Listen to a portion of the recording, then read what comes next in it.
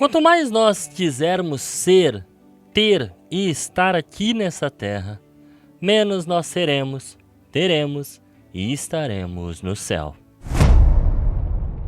Em nome do Pai, do Filho, do Espírito Santo. Amém. Irmãos e irmãs, que a paz de nosso Senhor Jesus Cristo e a fé de nossa Mãe estejam conosco.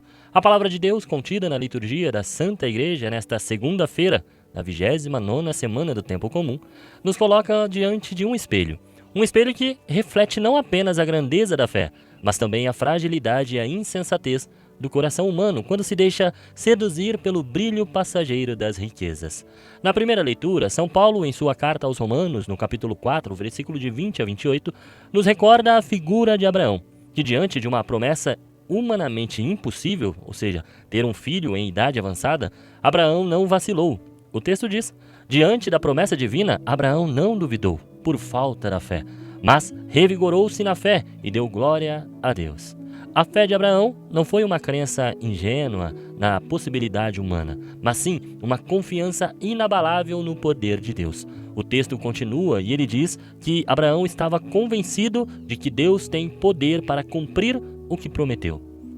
E é por essa fé, irmãos, por essa entrega total à onipotência divina, que isso lhe foi creditado como justiça. Para nós, batizados em Cristo, essa justificação, e aqui nós estamos falando de santificação, se realiza plenamente. Como nos ensina o Catecismo da Igreja Católica, nossa fé se baseia no mistério pascal. Paulo vai afirmar isso no finalzinho do trecho de hoje. Mas também a nós, pois a fé será acreditada também para nós que cremos naquele que ressuscitou dos mortos, Jesus, nosso Senhor. Ele, Jesus, foi entregue por causa de nossos pecados e foi ressuscitado para nossa justificação. A fé, portanto, é a única riqueza verdadeira. É ela que nos coloca em relação de justiça, de santidade com Deus. No horizonte desta fé, todos os tesouros do mundo se tornam sombra.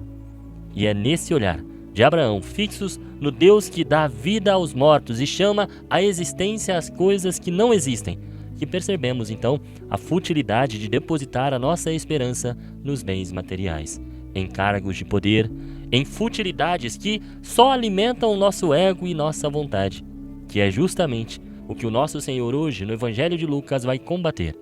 No capítulo 12, versículos 13 a 21, Jesus se depara com um pedido muito comum, mas que revela, irmãos, a doença do coração humano, a avareza e a ganância.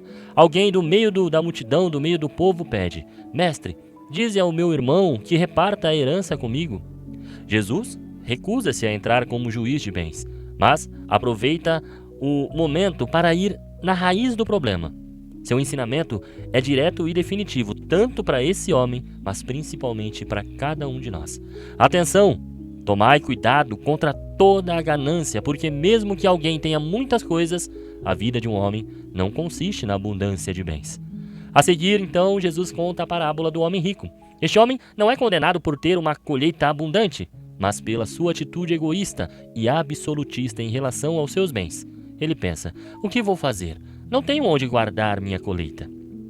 O diálogo é sempre entre ele e ele mesmo. Sempre uma conversa única, sabe? Uma conversa singular de nós com nós mesmos. O homem diz: vou derrubar meus celeiros e construir maiores. Neles vou guardar todo o meu trigo, junto com os meus bens. Então poderei dizer a mim mesmo: meu caro, tu tens uma boa reserva para muitos anos. Descansa, come, bebe, aproveita. Irmãos, notem a repetição possessiva. Minha colheita, meus bens, a mim mesmo. O eu e o meu dominam suas falas e Deus, o próximo, a caridade, a partilha, fica sempre ausente do seu plano, sempre fora da sua expectativa. Mas Deus intervém com uma certa violência esta ilusão de autossuficiência, com uma palavra dura, mas que ecoa a palavra da salvação. Louco, ainda nessa noite pedirão de volta a tua vida. E para quem ficará o que tu acumulastes? As riquezas são um perigo real para a nossa salvação, irmãos. Não são as riquezas em si, mas o apego desordenado a elas. O catecismo de nossa igreja nos ensina que a bem-aventurança dos pobres em espírito nos exorta a ordenar retamente os próprios afetos, para não serem impedidos de avançar na perfeição da caridade pelo uso das coisas terrenas e pelo apego às riquezas, em oposição ao espírito da pobreza evangélica. O homem da parábola é o chamado louco, áfron em grego, porque perdeu totalmente o sentido da vida. Ele pensou no terreno, no agora. Ele buscou a sua segurança aqui, no efêmero, esquecendo-se completamente do essencial, a brevidade da vida e a eternidade. Ele acumulou para si, mas falhou miseravelmente em ser rico diante de Deus. Que significa, irmãos, viver na fé, como Abraão, crer contra toda a esperança humana na promessa de Cristo ressuscitado. A nossa justiça não vem das nossas posses, mas da nossa confiança naquele que morreu e ressuscitou por nós. Consiste em viver na caridade, reconhecer que tudo o que temos é dom e deve ser posto a serviço. A riqueza que não é partilhada se torna um peso morto, uma prisão para a alma. Devemos buscar viver no desapego, entender que a nossa vida não depende do que temos, mas de quem somos em Deus. É lutar contra a tentação da autossuficiência, da ganância, que muitas vezes nos cega para as necessidades do próximo e nos afasta da providência divina. Vai dizer que você nunca soube de uma família totalmente dividida por posses de terra, por herança?